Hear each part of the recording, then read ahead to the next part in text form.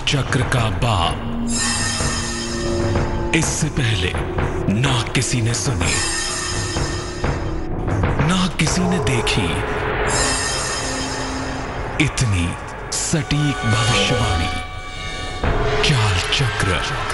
नमस्कार, बहुत स्वागत है आपका। आप देख रहे हैं चाल चक्र और मैं हूं आपके साथ शैलेंद्र पांडे। आज है बगलामुखी जयंती। एक ऐसे देवी के स्वरूप का जन्म, एक ऐसे देवी के स्वरूप का प्राकट्य जिनकी पूजा तंत्र की एक महान पूजा मानी जाती है। तेज के तमाम दर्शकों को मां बगलामुखी के जयंती की हार्दिक शुभकामनाएं।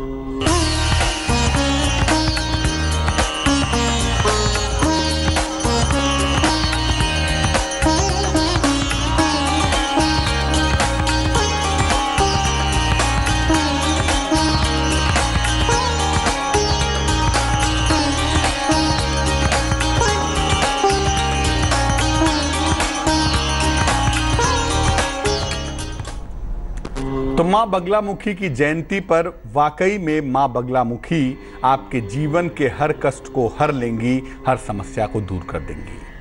लेकिन चाल चक्र में हर समस्याओं के अलावा कुछ अन्य खास चीजों पर भी हम चर्चा करेंगे। क्या खास बातें आपको बताएंगे, चलिए बताते हैं।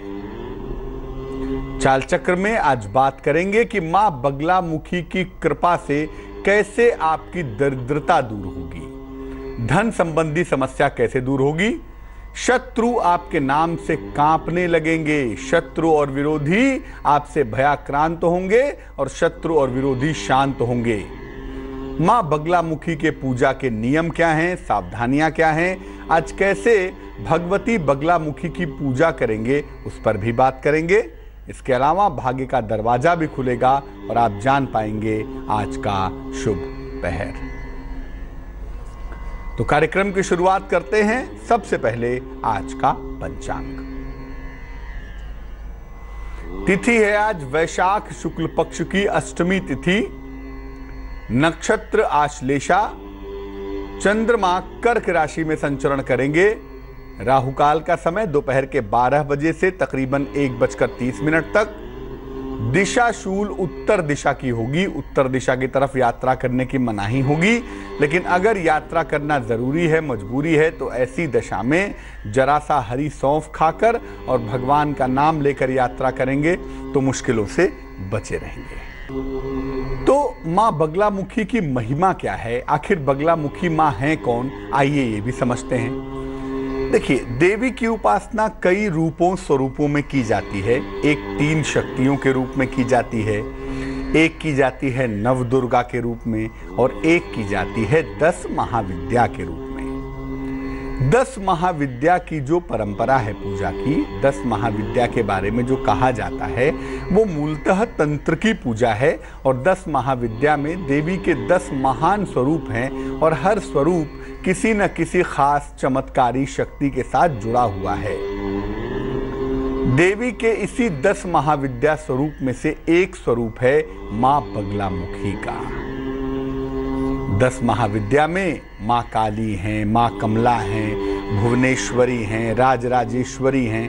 उसी में से एक स्वरूप है मां बगलामुखी का। मां बगलामुखी को पीतांबरा भी कहते हैं क्योंकि इनकी पूजा उपासना में, इनके स्वरूप में, इनके रूप में, इनकी आभा में पीले रंग का विशेष महत्व होता है। इसीलिए मां बगलामुखी को पीतांबरा भी कहा जाता है। मां बगलामुखी को ब्रह्मास्त्र भी कहते हैं क्योंकि ऐसा मानते हैं कि इनकी पूजा कभी निष्फल नहीं होती। अगर इनकी पूजा विधि विधान से की जाए, इनकी पूजा सही तरीके से की जाए तो इनकी पूजा कभी निष्फल नहीं हो सकती। ये स्वयं पीली आभा से युक्त हैं। इनका जो ऑरा है, इनका जो तेज है वो पीले रंग का है और इनकी पूजा में पीले रंग का विशेष प्रयोग होता है। पीले वस्त्रों का, पीली मिठाइयों का, पीली चीज़ों का, यहाँ तक कि पीली हल्दी की माला से इनके मंत्र का जप किया जाता है। इनको स्तंभन शक्ति की देवी कहते हैं। तंत्र की बड़ी सारी शक्तियां हैं, मारन है, मोहन है, उच्चाटन है, कीलन है। उसी में से एक शक्ति है स्तंभन। स्तंभन माने किसी चीज को वहीं रोक देना, टू स्टॉप। तंत्र की ये तमाम शक्तियां क्या हैं कभी चर्चा करेंगे, लेकिन माँ बगलामुखी स्तंभन शक्ति की देवी मानी जाती हैं। इनके बारे में पौराणिक कथा आती है। पुराण कहते हैं कि सौराष्ट्र में एक बार एक महातूफान प्रकट हुआ। ऐसा महातूफान लग रहा था कि सृष्टि का विनाश करके ही जाएगा भाई। इसको शांत करने के लिए भगवान विष्णु ने तपस्या की और उनकी तपस्या के फलस्वरूप मां बगलामुखी का प्राकट्य हुआ और उनके प्राकट्य होने से सौराष्ट्र का ये तूफान, ये महाप्रचंड तूफान रुक गया, शांत हो गया, समाप्त हो गया। शत्रु और विरोधियों को शांत करने के लिए अमूमन मां बगलामुखी की पूजा की जाती है। पूरी दुनिया भर में जो लोग मां बगलामुखी की पूजा करते हैं वो अपने शत्रु और विरोधियों को शांत करने के लिए करते हैं और मुकदमे में विजय के लिए करते हैं। शत्रु और विरोधियों को शांत करने के लिए और मुकदमे में विजय प्राप्त करने के लिए मां बगलामुखी की उपासना अचूक मानी जाती है। ऐसा मानते हैं कि मां बगलामुखी की पूजा करने से शत्रु और विरोधी शांत होते हैं और व्यक्ति को मुकदमे में विजय की प्राप्ति भी अवश्य ही हो पाती है। तो अमूमन लोग ये समझते हैं कि मां बगलामुखी की जो पूजा है उससे शत्रुओं का नाश होता है, विरोधियों का नाश होता है। नाश किसी का नहीं होता। मां बगलामुखी की पूजा से शत्रु और विरोधी शांत हो जाते हैं। लेकिन मां बगलामुखी की पूजा केवल इसी सीमा तक सीमित नहीं है। मां बगलामुखी की पूजा से धन की प्राप्ति भी होती है और दरिद्रता का नाश भी होता है। आपको बताते हैं कि मां बगलामुखी की जब आप सामान्य पूजा उपासना करते हैं, जब आप मां बगलामुखी की पूजा करने के लिए जाते हैं, बहुत सारे लोग रेगुलर पूजा करते हैं, नियमित पूजा करते हैं। उस पूजा के नियम क्या हैं और सावधानियां क्या हैं? देखिए, मां बगलामुखी की जो पूजा है वो तंत्र की पूजा है, तंत्रोक्त पूजा है। जहां बात 10 महाविद्या की आ जाएगी वहां तंत्र की बात आएगी और तंत्र की पूजा होने की वजह से बिना किसी गुरु के निर्देशन के मां बगलामुखी की पूजा ना करें। दूसरी बात, आप कभी ये ना सोचें कि किसी शत्रु का नाश हो जाए इसके लिए मैं मां बगलामुखी की पूजा करूंगा, मेरे विरोधी का नाश हो जाए इसके लिए मैं मां बगलामुखी की पूजा करूंगी। किसी के नाश के लिए इनकी पूजा मत करिए, क्योंकि दुनिया में जितने भी मानव हैं, अच्छे हों बुरे हों, जितने भी स्त्री पुरुष हों, सब इनकी संतान हैं। कोई भी माँ अपने भक्तों का नाश नहीं कर सकती, इसलिए नाश के लिए प्रार्थना मत करिए। हाँ, शांत होने के लिए प्रार्थना करिए कि आपके शत्रु और विरोधी शांत हो जाएं। किसी का नाश हो जाए, कोई मर जाए, इसके लिए प्रार्थना करना मूर्खता है। इनकी पूजा जब भी आप करते हैं, मां बगलामुखी की सामान्य पूजा जब भी आप करेंगे तो उसमें पीला आसन चाहिए आपको। पीले रंग के आसन पे बैठें या अपने आसन पे पीला कपड़ा बिछा के उस पे बैठें। पीले वस्त्र चाहिए, पीले फल चाहिए और पीली मिठाई का प्रयोग करना चाहिए। इनके मंत्र जप करने के लिए हल्दी की माला का प्रयोग करें। मां बगलामुखी की पूजा में जब मंत्रों का जप होता है तो उसमें हल्दी की माला का प्रयोग किया जाता है। वैसे रुद्राक्ष की माला से भी इनका मंत्र जप सकते हैं, लेकिन जब आप हल्दी की माला से इनके मंत्रों का जप करते हैं तो माला ज़्यादा प्रभावशाली होती है, मंत्र जप ज़्यादा इफेक्टिव होते हैं, अधिक ताकतवर होते हैं। पूजा जो मां बगलामुखी की नियमित रूप से करना चाहते हैं उनको मैं बता दूं कि उनके लिए शाम का समय या मिडनाइट का, मध्य रात्रि का समय सबसे ज़्यादा उत्तम है, सबसे ज़्यादा उपयुक्त है। शत्रु और विरोधियों को शांत करने के लिए आप हमेशा याद रखिए, मां बगलामुखी की पूजा आप कर सकते हैं, लेकिन किसी को नाश के उद्देश्य से इनकी पूजा मत करिएगा, नहीं तो पूजा फलीभूत नहीं होगी, आप मुश्किल में आ जाएंगे। अब बगलामुखी जयंती का सवाल है जिसके बारे में हम आपको बता रहे हैं। आज बगलामुखी जयंती है। वैसे तो नियमित रूप से आप मां बगलामुखी की पूजा करेंगे ही, लेकिन आज मां बगलामुखी की विशेष पूजा कैसे करेंगे? खास तौर से अगर आपके शत्रुओं ने आपको परेशान कर रखा हो, आपके ऊपर मुकदमेबाजी कर दी हो, आपसे झगड़ा लड़ाई करते हों, आपके खिलाफ हमेशा साजिशें करते हों, विरोध करते हों, आपको समस्या देते हों, तो शत्रु और विरोधी को शांत करने के लिए माँ बगलामुखी की उपासना कैसे करेंगे, आइए आपको बताते हैं। एक चौकी पर पीले रंग का वस्त्र बिछाएं। आज ये जरूर करें, क्योंकि आज माँ बगलामुखी की जयंती है, आज करना बड़ा अच्छा होगा। चौकी पर एक पीले रंग का वस्त्र बिछाएं। इस पर माँ बगलामुखी के चित्र या मूर्ति की स्थापना करें। इनके सामने अखंड दीपक जलाएं।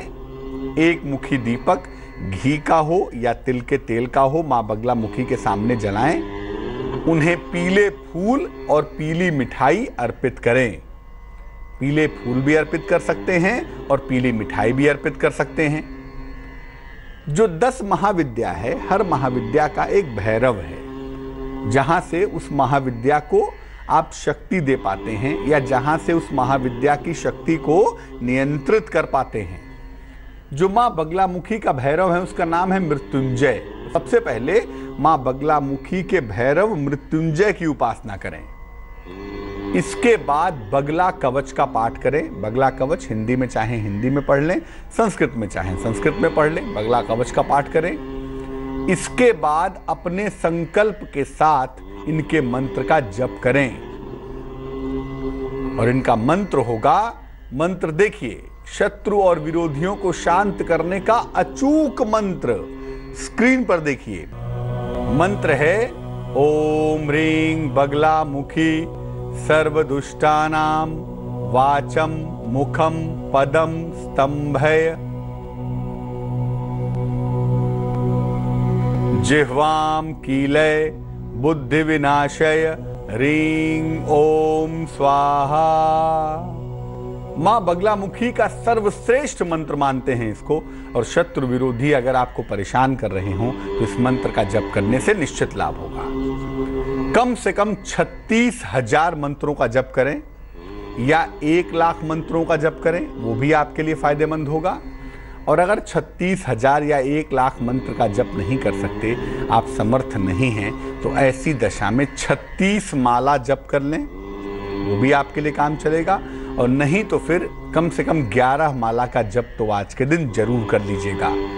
अनुष्ठान करने के बाद जितने मंत्रों का जप किया है उसके 10वें अंश से, जिसको दशांश भी कहते हैं, दशांश हवन भी करें, तब जाकर आज आपकी पूजा संपूर्ण होगी। लेकिन अगर आज कोई भी व्यक्ति माँ बगलामुखी के सामने इस मंत्र का जप करे, उनसे प्रार्थना करे, उनसे अभ्यर्थना करे, अर्चना करे, निवेदन करे और इस मंत्र का जप करे, तो उसके शत्रु और विरोधी निश्चित रूप से शांत हो जाएंगे। अब ये कभी मत समझिए कि माँ बगलामुखी की पूजा केवल शत्रु और विरोधी के नाश के लिए होती है। माँ बगलामुखी की पूजा दरिद्रता के नाश के लिए भी की जाती है। और दरिद्रता के नाश के लिए माँ बगलामुखी की उपासना कैसे करेंगे? इसके लिए एक तो आप रोज सवेरे माँ बगलामुखी की पूजा करना शुरू कर दीजिए।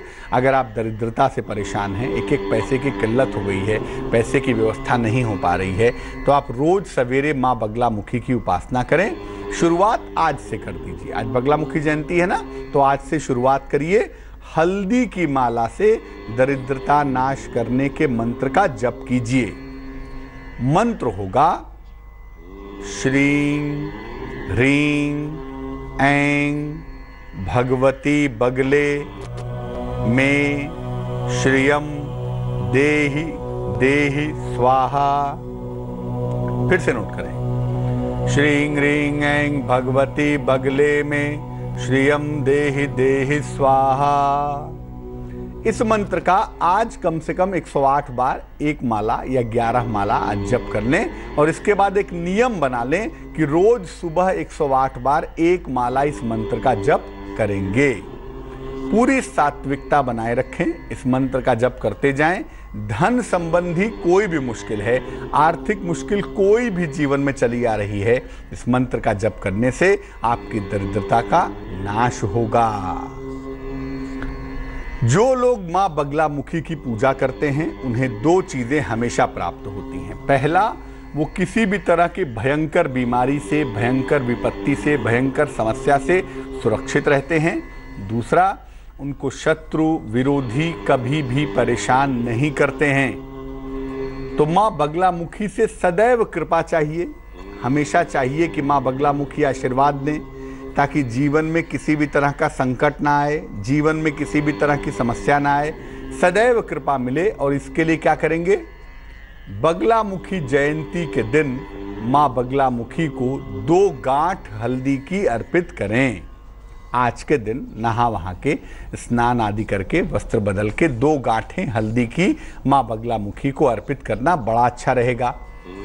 उसके बाद माँ से शत्रु और विरोधियों के शांत हो जाने की प्रार्थना करेंगे कि आपके शत्रु और आपके विरोधी शांत हो जाएं।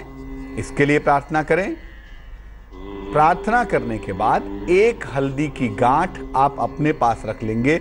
अगले वर्ष के बगलामुखी जयंती तक ये हल्दी की गांठ अपने पर्स में रख लें, अपने बटुए में रख लें, या अपने पास हमेशा जेब में रखे रहें। और 1 गांठ जो हल्दी की है, 2 आपने अर्पित की थी ना, ये दूसरी गांठ को जल में प्रवाहित कर दें या पीपल के वृक्ष के नीचे ले जाकर रखाएं।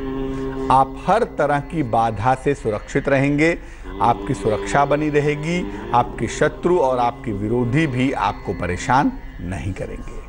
अब हम आपको बताएंगे आपके राशियों का हाल। खुलेगा भाग्य का दरवाजा, शुभ पहर भी आप जानेंगे, लेकिन फिलहाल एक चमत्कारी उपाय जानते हैं आपके स्वास्थ्य के लिए निरोगी भव में। थोड़ा सा पका हुआ पपीता, शहद 1 चम्मच और 1 चम्मच जैतून का तेल मिलाकर उसका पेस्ट बनाइए और इसको बालों में लगा के 10-15 मिनट छोड़ दीजिए और उसके बाद बालों को अच्छी तरह से धो लीजिए। ऐसा सप्ताह में 2 से 3 बार करिए। बालों में चमक आएगी, बाल मजबूत होंगे, बालों से संबंधित जो समस्या है आमतौर पे दूर हो जाएगी, आमतौर पे कम हो जाएगी।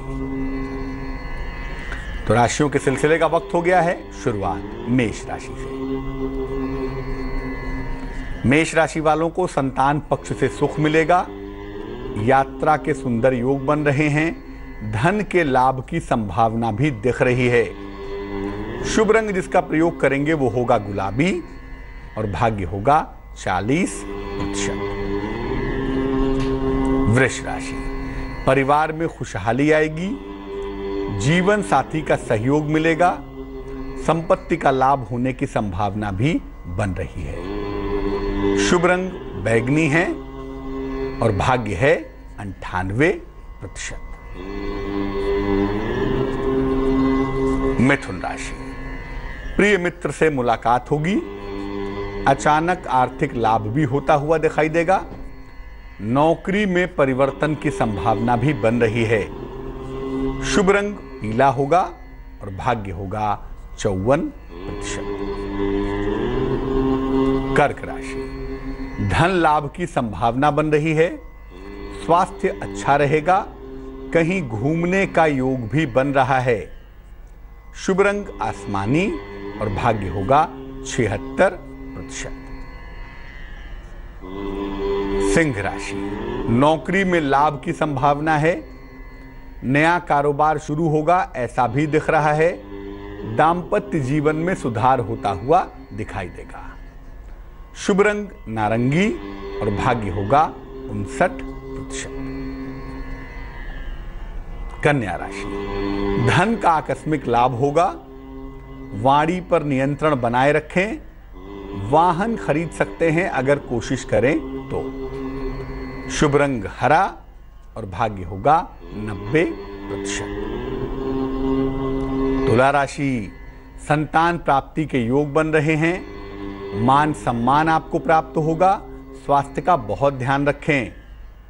शुभ रंग सफेद और भाग्य होगा 88%। वृश्चिक राशि, रुका हुआ धन आपको प्राप्त होगा, जीवन साथी के साथ तालमेल पर ध्यान दें, अगर कोशिश करें तो शायद वाहन इस समय खरीदा जा सकता है। शुभ रंग लाल है और भाग्य है 74%। धनु राशि, संपत्ति खरीदने से बचाव करें, यात्रा करने से भी रुकें और कारोबार पर बहुत ध्यान देवें। शुभ रंग बसंती और भाग्य होगा 50%। मकर राशि, नया कारोबार शुरू होता हुआ दिख रहा है। सेहत आपकी अच्छी बनी रहेगी। विदेश यात्रा के योग भी बन रहे हैं। शुभ रंग ग्रे और भाग्य होगा 70%।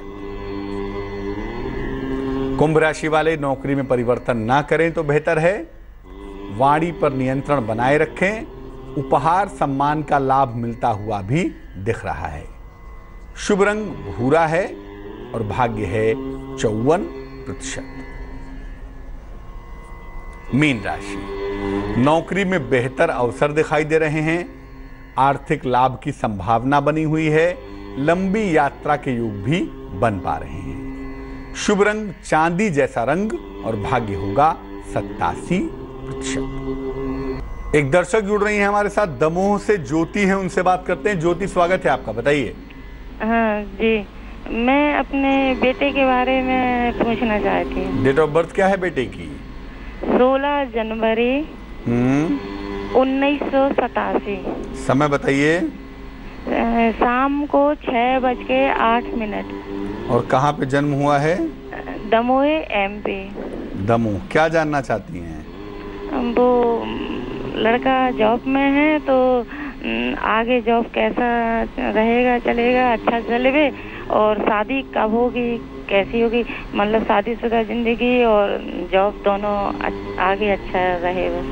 पुत्र की कुंडली कर्क लग्न की, राशि भी कर्क, और कर्क लग्न की कुंडली का सबसे महत्वपूर्ण ग्रह मंगल कुंडली के 9वें खाने में राहु के साथ बैठा हुआ है।